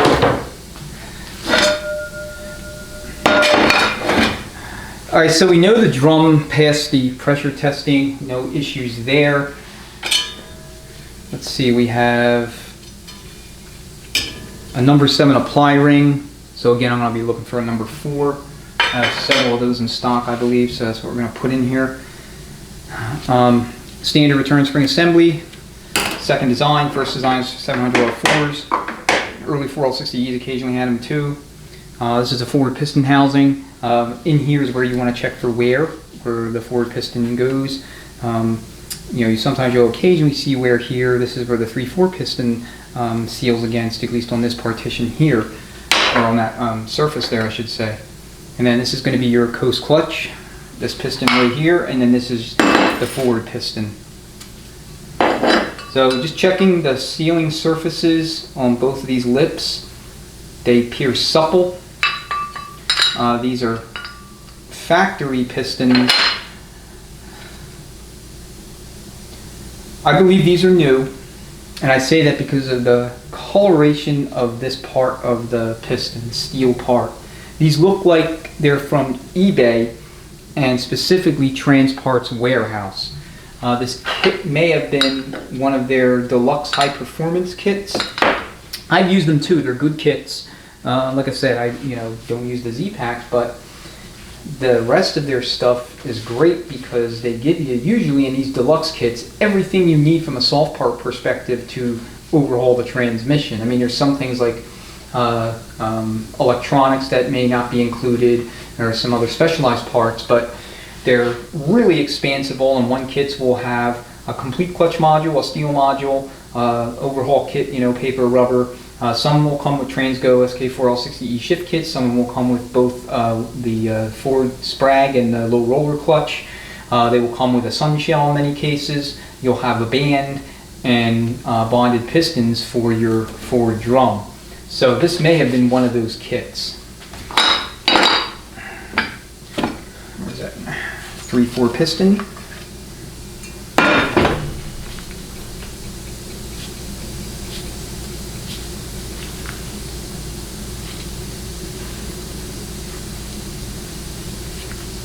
Again, this feels supple. All the sealing surfaces feel supple to me. So the piston is new. It came in the same kit that the other two did. I've been running the Hyper Blue pistons as of late, the last year and a half, 2 years or so. They're good pistons as well, and they don't cost any more money than the factory National Seal brand pistons. That's what the factory uses, National. They're supposedly a little bit tighter. In other words, they have better sealing integrity. I mean, how much truth there is to that, I don't know. Another area you want to scrutinize, you want to do when the drum's clean, is just this area down here, right at the bottom of the casting. You want to make sure there is no defects, no fracturing, no any kind of indication that the drum might come apart when it's back on the road. I'm going to grab my paper towel.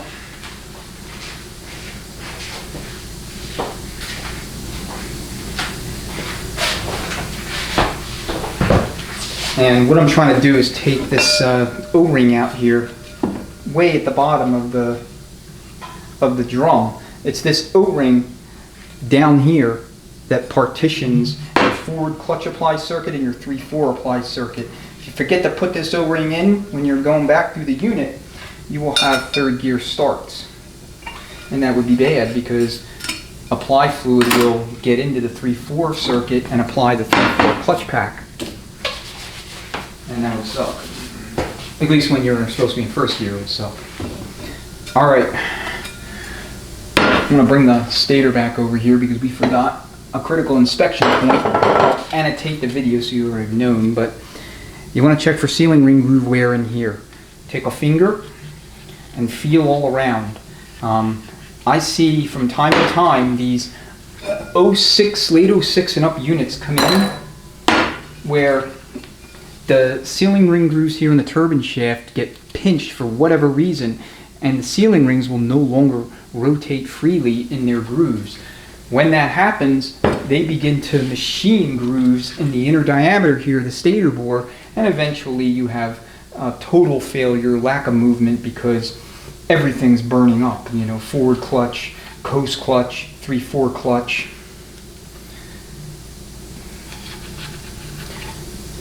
I don't know if you're going to be able to see this, but from what I can tell, both visually and physically, this stator shaft is fine. There is clear witness marks to be certain, but I can't feel any ring groove wear. So I will give this another more thorough inspection once it's all cleaned up. Like I always tell you, don't do any real inspections until you have this thing all apart, cleaned, and you can get eyes on it without all the nasty, dirty fluid kind of standing in the way between you and an otherwise hard to detect problem or defect or something like that. So I think this stator was machined. I think they did machine it. I could, kind of tell based on some of the machining tool marks here. So I believe they did do that. Check the splines. I see these worn sometimes, and that will prompt me to replace the stator. These have a little bit of wear to them, as you can tell. And between the potential wear in here and this, I may recommend that you do a stator shaft.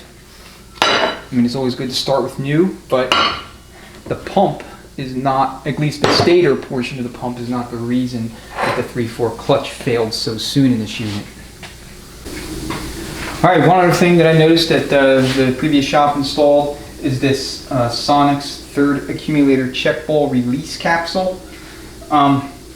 It's up to you if you want to run these or not. I'm not going to lie, I have never myself willingly installed them, as per my own choice. So if you use them and they enhance the 2-3 shift, make the release characteristics a little bit better, then by all means keep using them. But I've never willingly put them in. And this one seems to be stuck in there.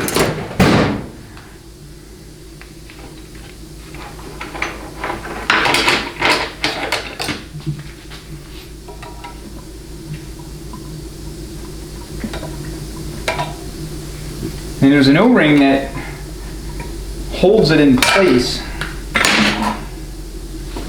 Or maybe not. Like I said, I don't use it, so I'm not super familiar with it. But this is the part number. It's or that's a patent number. Part number is 77701-100. I know you probably can't see that, but that's what the part number is. So this third accumulator check ball capsule that's in there from the factory has to be functional and working and not leaking for that thing to have any chance at doing its job. So, like I said, I don't ever use it. I've never found it to be necessary. But according to Sonic's webpage, they improved the overall both apply and release and timing of release of the 2/4 band and the application of 3/4 clutch to promote longevity in that clutch pack. So, you know, again, you're building these transmissions. It's a judgment call on your part as to whether or not you want to use them.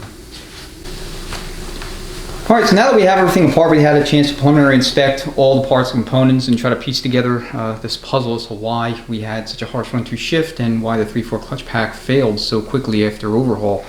And so I'll start with the 3/4 clutch because I think that's a little bit more easier and readily explainable based on what we see, the evidence in front of us, and then we'll kind of talk about the possibilities for the 1-2 shift overly harsh. So 3/4 failure is obviously the most common problem in these units, and this one's certainly no different, but it is very unusual to have them fail so quickly after rebuild absent any either part selection or procedural errors. So I think we have two such errors here, and that ultimately led to this thing's demise. Now I'm saying this prior to back testing the pump stator support and the valve body. I mean, we may find additional causes there when we, you know, perform that testing, but based on the evidence in front of us now, I believe a combination of factors conspired to doom the 3/4 clutch to an early demise. So first and foremost is the use of Z-Pack. I am not a fan of Z-Pack at all. I mean, I say that multiple times.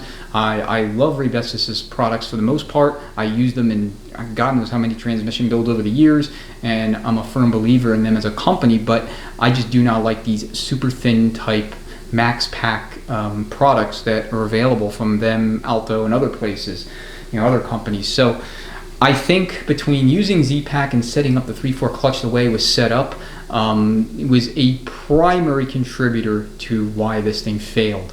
It had, I believe, at least 75 thousandths of an inch clearance when it went out the door, and when you install the load release springs on top of it in a non-high RPM vehicle with that much clearance in the 3/4 clutch, you are setting it up for failure. So you want to run that clutch down to like 30 to 35 thousandths and then install the load release springs. And the clutch pack that I use for pretty much all my performance builds lately in factory drums is the 4L65/4L70E 3/4 stack up. So you need the apply and backing plate set, the 6 cylindered steels, and the 7 clutch plates.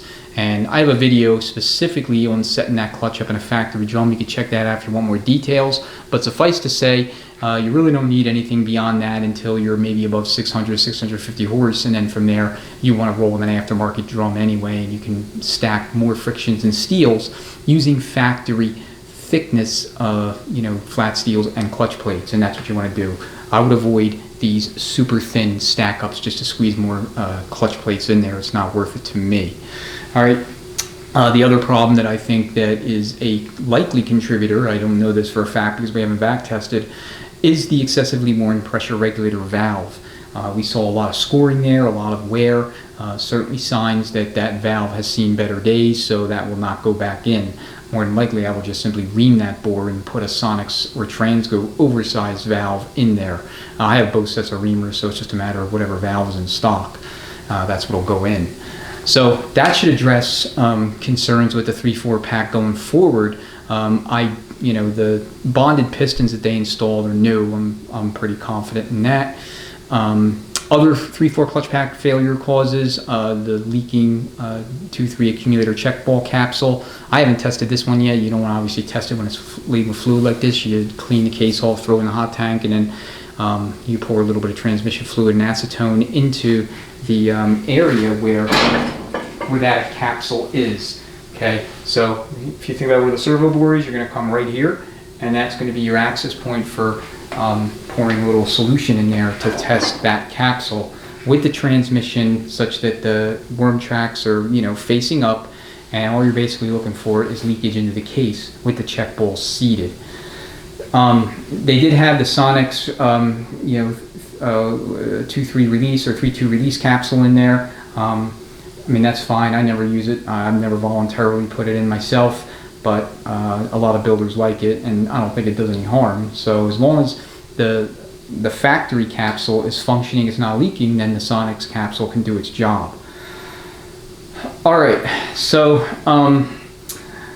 the only other thing I can think of that could possibly have led to premature failure in the 3/4 clutch would be valve body. Particularly possibly weak EPC, or one of the shift valves involved, second to third gear, and 3/4, 4/3 sequence, things like that. So as far as the harsh 1-2 shift, this one's going to be a little bit more complex, because based on what we saw in front of us, there's not a whole lot of indicators, if you will. So I'll kind of walk through them one at a time and kind of give my assessment on how high the likelihood is they contributed to this harsh 1-2 shift complaint. Usually when you have a harsh 1-2 shift after rebuild, it's one of two things. It's either the shop or company or whomever did not vacuum test the valve body. They put the torque converter clutch regulator valve back in there, and it's heavily worn, so you're getting P1870 or P0894 component slipping, and the transmission is bang shifting 1 to 2. All right, that's the most common. And with transmissions that have never been overhauled, that's again, same thing applies. The other common problem with harsh 1-2 is the factory spacer plate drilling that 1-2 orifice overly aggressively. The transgo plate we saw earlier, this plate wasn't drilled at all, so the plate itself is not you can be removed from the list of suspects. But generally speaking, if you have a Corvette servo and a factory stall converter, and otherwise factory vehicle, engine power is factory and not altered, and you don't have big tires or anything like that, you can change the gear ratio, you can leave that 1-2 feet alone, and you can drill the 2-3 and 3/4 feet and band release out to 93 thousandths of an inch. So either way, there's no calibration issues based on what we saw with the spacer plate. So now we got to look to other potential causes. So one could be band clearance.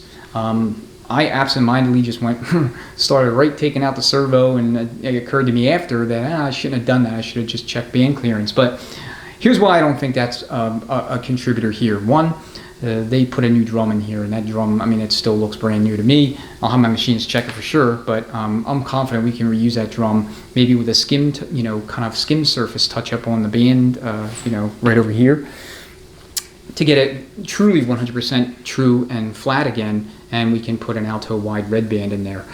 But we saw that they had the second longest servo apply pin available installed, and with my experience in these units in 700R4s, if you install a new drum with a wide 2/4 band and you use either the 1 groove or 2 groove pin, your band clearance is going to be perfect. It's either going to be 1/8 or 3/16 or somewhere in that neighborhood, bounded by that those two figures. And so I don't believe that they made an error here with either maybe part selection. I wouldn't ran a Kevlar band like I said earlier, but I don't believe they made a procedural error that would have led to this 1-2 shift. So that leads me to the other two things that I suspect are contributors. Again, this is a priority valve body vac testing. So the first is the 1-2 accumulator setup. Anytime you install Sonic's pinless accumulators, you need to know that just by virtue of installing that piston itself, everything else held equal, meaning no drilling of the plate, installing the factory springs, no other modifications whatsoever. If you just install a pinless accumulator piston in place of a factory piston, your 1-2 and 3/4 shifts, as well as your forward, engagement, garage engagement into drive, will be firmer. all other things held equal. And that is because those pistons shorten the accumulator cycle time. In other words, the time that the accumulator is acting as a shift dampener is being reduced. So for high performance, that's what you want. You want to calibrate your transmission's behavior when it comes to shift speeds to match what you have going with the rest of the vehicle, rear gears, converter stall, usage pattern, vehicle weight, and all that good stuff, so that the transmission shifts crisply, with no slipping, no flaring, nothing unusual. It should shift almost like a stock transmission at part throttle, just normal daily driving. And then when you rapidly accelerate, very high to wide open throttle, it should shift nice and crisp. It should never bang shift. So in 2006, GM changed the spring configuration in the 1-2 accumulator piston. They went to a different piston design, and they went with a single spring setup, meaning they eliminated the larger outer spring and they kept the smaller diameter inner spring. So we call that a Type 3 accumulator service pack. Okay, Transgo has information about this on all of their shift kit literature, their documentation. You can check it out. But suffice to say, when you install the Sonex pistons, the shifts will firm up. Now, with that said, is this the cause of the harsh 1-2 shift? I mean, the way he described it, it sounded like the vehicle was coming apart at times. So I don't believe that by itself is our contributor. So that leads me to the turbine speed sensor. So like I said, you always have to replace those on all overhauls, just like all other electrical components. You cannot reuse that stuff. Now, the TSS will throw a code if it fails. And the typical symptom is a very harsh 1-2 shift. So if you have, and the other shifts are also harsh. So if you have a TSS failure, you typically will throw a code, as a specific DTC for that speed sensor, and the symptoms are almost invariably extremely hard 1-2 shifts. So I don't believe they replaced it. I was looking at it earlier, and I was looking at it again off camera. I think it's the original sensor. I could be wrong, but I don't think it was replaced. So we're certainly going to replace it here.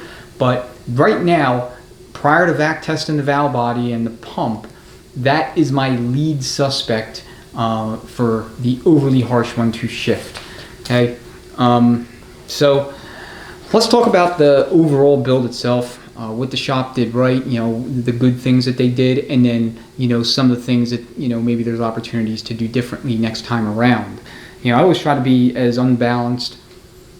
I always try to be as balanced and as unbiased as I can. I don't want to flame a build done by a prior shop when there's some things that they actually did well. They should be recognized for that too. So I just want to be fair, I guess, is what I'm ultimately trying to say. So part selection, I think, was mostly good. Other than Z-Pack, where again I adamantly refused to use that stuff. They replaced everything else that they needed to replace for the most part. Some bushings were not replaced, including the rear case bushings, some bushings in the gear train. They did put a Sonex wide rear sun gear bushing in there, so good on them for that. The Bolton center support, again, it's a nice little upgrade.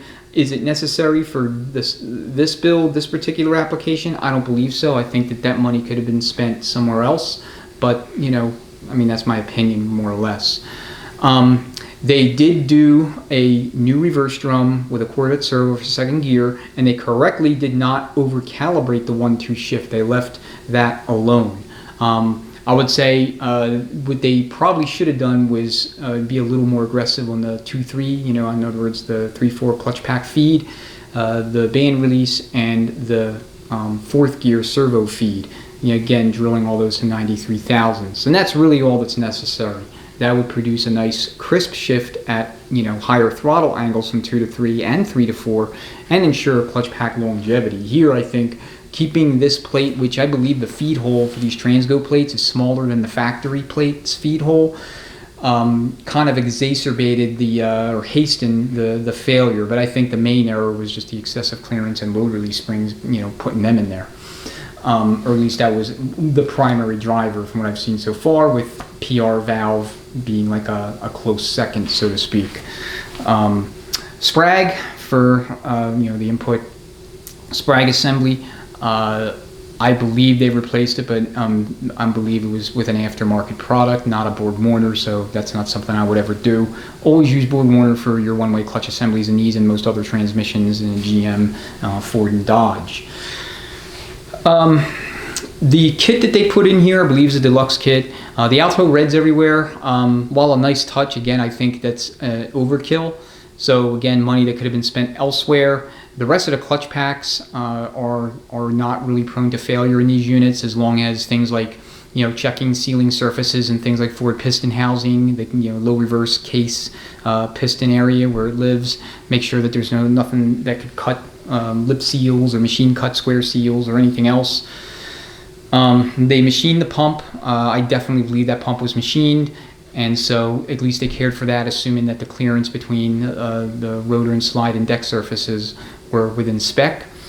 They upgraded the valves in the stator support. They have a TCC valve from Sonics as well as the boost valve. I think that they should have went a step further and upgraded the PR valve. There's no way that that valve has 2,000 or that much wear with just 2,000 miles on it. So Smart Shell, again, great upgrade, so kudos to them there. The pinless accumulators are fine. Like I said, I don't believe the 1-2 accumulator setup, though wrong. This is the primary driver, though I could be wrong about that. So we're going to set that up with a correct configuration, and I'll actually confer with Sonics just to make sure I have my ducks in a row, and for stock application to see what is truly best with these third design housing and single spring setups. All right, torque converter is also replaced. It's over on the other bench, but it's definitely a new unit, so good on them for that. All right, I will follow up with a valve body and pump testing video. Like I said, I want to do that just to make sure that there's no no stones unturned, and also to give the customer the documentation, video-wise that he needs, so that he has both this as well as that video as a comprehensive suite of documentation on exactly what was done. I'll go back to the Sprag. That outer race is worn. That has to be replaced. The stator, I think that I'm gonna replace the stator too. It's got a little too much wear on the splines of the converter, at least for my taste, and there's probably a little bit too much wear in the shaft itself on the inner diameter. All right, so I got to talk to the customer, let him know what I found, give him my thoughts as well as recommendations, and get this thing all cleaned up so that we can start rebuilding it. So as always, guys, thank you so much for watching. Greatly appreciate it. If there's any questions you have, anything you want to see for LCC wise, I'm always doing these transmissions, so I'm always going to be creating videos. Let me know, and I will try to prioritize the video. I do want to make some topical videos, videos on harsh 1-2 shift and all the different causes and solutions, troubleshooting, diagnostic, and all that good stuff, as well as 3-4 failures, causes, symptoms, and what to do to mitigate it going forward. So those are 2 videos that are high on my priority list. I'm also going to do a 4L60E solenoid test video, probably 4L60E, 4L80E, just combine them both together using both the multimeter as well as the test block that will actually test mechanical function for those solenoids. So look out for those videos. Hope to have them sometime in the next couple months or so on the channel. Thanks again. Take care. Look forward to seeing you on the next one.